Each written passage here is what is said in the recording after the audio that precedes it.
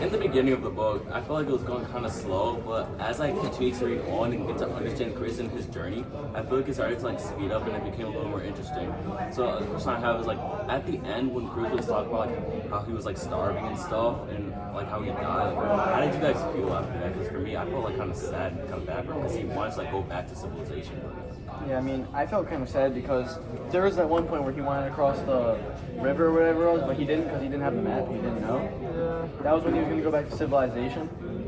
But he just ended up going back to the bus because he thought he wouldn't be able to get across the river. So. Yeah, that's one of the main things that I put down is like once he realized, like he had that deep realization that he wasn't probably gonna make it, he tried crossing that river and it had swollen up so he was unable to cross. He said he was starving. He was like rethinking all his decisions, like about leaving his family, like leaving all his stuff behind. And I think that it was a dangerous film. Well, I feel like in a way he kind of deserved it because his cockiness got the best of him. I don't understand why he wouldn't bring a map because although the author said that like he felt like he was filling out his own map by exploring the wilderness, I feel like he might as well have brought in a map just like in case. But at the same time, I feel like the reader, we gotta get close to Chris over time because like throughout the book, like with the author's narratives, I feel like we got closer to Chris with each encounter. Like first we met Wayne Westerberg, and we got to meet like Jan Burris, Ronald Franz, and then everyone who deeply cared about Charlie. Charlie. So I feel like in a way, it's like I knew Chris, and then the end was just really sad. Because we knew he died beforehand and we didn't think too much of it, but once we learned the story and we knew he was eventually going to die, I feel like that like feeling like dragging me on and learning about his past, like with knowing the end, I feel like it kind of But like I still can't defend Chris's actions though. True. Yeah. Really can't. Like I get it. Like he was trying to like strive for like a deep connection like for himself and finding out like what he really wants, but he was too arrogant. For sure. He's up there get the best of them. Something I kind of want to bring up is like, you know the 2 chapters about Krakauer's like own adventure? Yeah. At the end he talked about how like he didn't find anything in himself and it was worthless. So I feel like that point was to try to show others that like if you have an idea to do something like that or like how Chris did, you just shouldn't do it. Yeah, either that or it's like if you have an ambition to do something, even if it's like dangerous or whatever, if you want to do it, you have to want to be able to do it for yourself and not care about the validation of others. Because like if you want to do something, you can't let others try to bring you down or like stray you off the path that you want to be on. Oh, for sure. Chris lived by that, man. I also like those 2 chapters. I was really intrigued to when I heard that the author like shared a similar story with Chris, and I just thought I thought it was interesting. Something else I want to talk about Krakauer, like when he went to the site of Chris where he died himself, he really just kept talking about how unprepared he was. Like he really kept bringing up that if he would have had a map, he really would have been like a lot more like he might have been back to civilization. He never died in civilization. Yeah, because wasn't there like the crane thingy or whatever, the little lift? Yeah. I don't know if it would have. But he didn't know about that because he didn't have the map. So. I feel like going into something like this, like going to the wilderness without any, not even like a plan or like a backup plan, just knowing how dangerous it is and still becoming unprepared, I feel like you have to make the right preparations for this. And I don't think either of them did it, and they realized how like dangerous the road can be. I mean, Chris set himself up for failure. Yeah, he really did.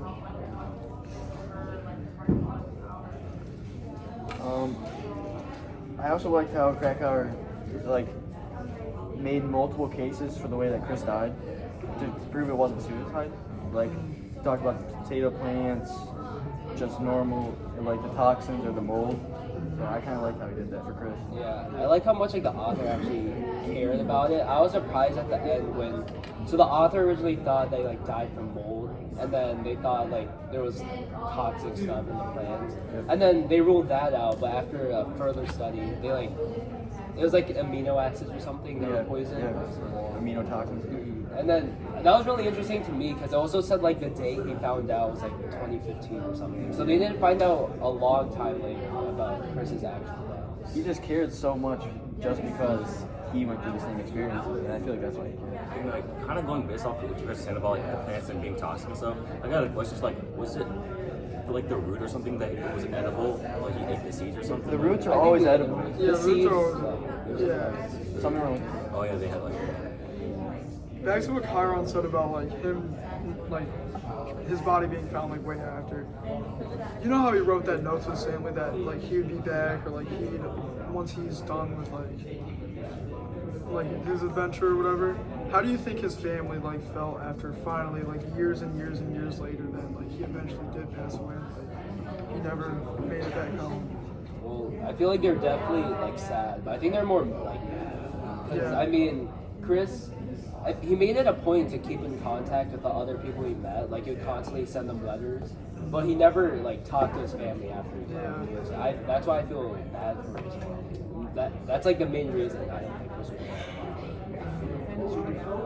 And yeah, he like, I mean, some family dynamics are like that where one person will just run away and then he might not come back home, or if they do, they'll be in like worse. I just feel like he really took that into accountability when writing this story, especially because he had his own past, like kind of along the same thing as Chris. Just talking about Chris' parents real quick, I just want to bring up a wholesome moment. Like, I liked when the time when Chris gave his dad the telescope.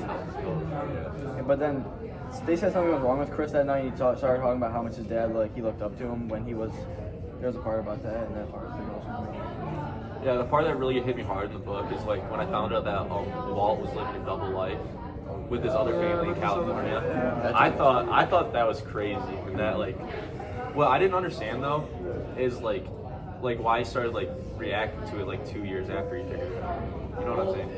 Oh yeah, 'cause didn't they say something about like how his sister described him as like he wouldn't like come about his feelings. He would just like bear that like hate inside of him. Yeah, and then it became unbearable. Yeah. Pain. Because he never really had any relationships with like any other people besides like family. Because it mentioned he didn't have much friends and he didn't have any relationships with like girls or like that nobody knew what he was interested in and stuff. So I feel like he was really like not a nobody, but he wasn't like really anybody before he like ventured out into the world and became known for like what he did. I feel like his parents were also mad because like he had his whole life set up in front of him. Like he was at college, he was really good at cross country. I remember. So, you know, it was going good for him, but He had like a good path, but like I feel like his parents pushed him down like a certain path, like a certain like way to act and held him to certain expectations that he didn't like want that for himself. Yeah. So he just felt like it was better for him to like go into He didn't want somebody else to choose his life for him. He just wanted to live it. And I feel like after reading all those books from those authors and then finally getting the courage to do it, I feel like that's what really like saved him.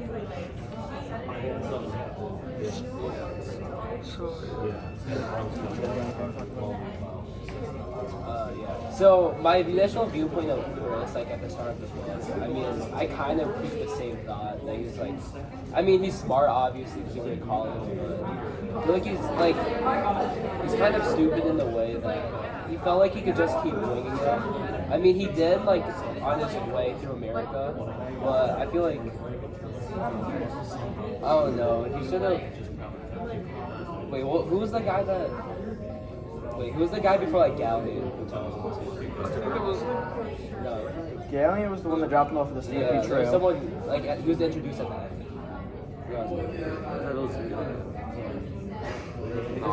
I know who you're talking about. He like took him to the university. I know who you're talking about. Open that book. Yeah, so like right now we're trying to find the person. Yeah, So it might we're take gonna a try to- while, a couple minutes or so. Johnson? I know who you're talking about though. Yeah. I know who you're talking about. Does anybody have? Oh, it was the one guy that was delivering your truck to Alaska. Yeah, I saw him. Yeah, it was. Oh, yeah. What was his name? He was delivering the truck to Alaska, even though he wasn't supposed to. And then one thing to note too is just how charismatic Chris was throughout the book. He was able to get like everyone on his side, and like he got Ronald friends like who wanted to adopt him. That's how. Like, he met people for very short periods of time, and everyone loved him. Like, Wayne Westerberg's mom said that like Wayne Westbrook said her mom barely likes anyone, but when she met Chris, they couldn't stop talking. So it's just he's so charismatic. It's crazy. But I think it's Stucky. Stucky, yeah. But the thing about Chris is that even though he makes so many friends, they just like cuts them off. I feel like a major component of life is having friends and being able to like create core memories with them and having relationships with people. Yeah. And then I also noticed like this was a journal prompt that like Chris didn't really have a mentor because usually people's mentors are their parents, but obviously he didn't agree with his parents. So a lot of the things he learned was just self-taught or like he gained them with the experiences he had and like hitchhiking and stuff. Well, Time out. the closest thing to a mentor he had was probably his sister, because he did have a really close relationship to his sister. But the reason he cut people off is because he didn't want to get too connected to where he felt like he'd have to stay and not continue his adventure. That's what I think. But like, what do you guys feel like if he did end up getting connected, like in a close relationship with somebody that he met along the way and he stopped his like, you think he would stop his journey? That reminds me of the part where they say they wish he took their dog. Yeah, because that they would think that he would never do it. Yeah, he would never like challenge somebody to start it. Yeah. Yeah, like I feel like he'd probably still go into the Alaska wilderness or whatever, but he wouldn't take to it as far as an extent as he did. Like maybe they still go, but they go for short time. Yeah, because they said he would only do things to himself. Like he would never put anyone else in harm. Yeah. no matter what. That's why like the sister like Kareem, she says like when they said that he could have put a forest fire to show that he was like trapped. He wouldn't even do it. Yeah, she said that he would never do that. He doesn't want to engage like any other people. Or obviously he doesn't want to like harm the wild. I feel like that kind of goes to like people may say he was like selfish for like how he did like just left his parents and like didn't even care about how they felt, but in the end like he also is kind of arguable because he cares about other people and stuff. He doesn't want to hurt them, like not wanting to like hurt the people that he's coming with or like the wilderness for example. So I mean I feel like the kind of like contrast against each other like different. It just depends on how you view them. That's why this book, like I kind of enjoyed it because it shows like the compare and contrast of the beginning and the end. I feel like it wasn't even like he wasn't selfish because like he didn't like his parents and he wanted to move away. He didn't want to form like a connection with them, but he formed a connection with other people. I feel like it's just because like he was selfish, like he left them all behind just to satisfy his own needs and not like think about theirs. And then obviously compare and contrast, like you're comparing him to the start of the book and the end of the book where he's like, what if I do this, bad things will happen to the people that I care about or that have helped me throughout my journey. And I feel like at the start of the book you really wouldn't see him doing that until you like, learn his journey. I'm gonna backtrack here. It's crazy to think like how big of an impact like Chris made on the people he made like along his journey and like it wasn't even intentional. Like I was gonna say, like it's kind of like Luffy if you watch One Piece. You know, like wherever he goes, like people just kind of like become attached to him. So that just kind of like comparison. I mean, yeah, he ain't talking about that. Like, I think it was a journal prompt talking about the impact he had on people and like how you would, like how does it relate to you? And I said like I would like to leave impact on people like that without trying. But I like if you leave, like think about like if you're like a job interview or something, and you leave an impact in like 10 seconds. And, it's crazy. It can help like anything. Have you ever seen like The Pursuit of Happiness, Will Smith? Like, Yeah, that was really you know good. the meeting room where he's talking about getting the job and he shows up in the. I feel like it honestly, like his relationships with other people kind of reminded me of that, and it makes a lot of connections with other like important things in life, like really learning about other people without needing to like go too deep to make connections. I feel like his kind of personality throughout the end of the book really like improved. Well, but in a way, like I feel like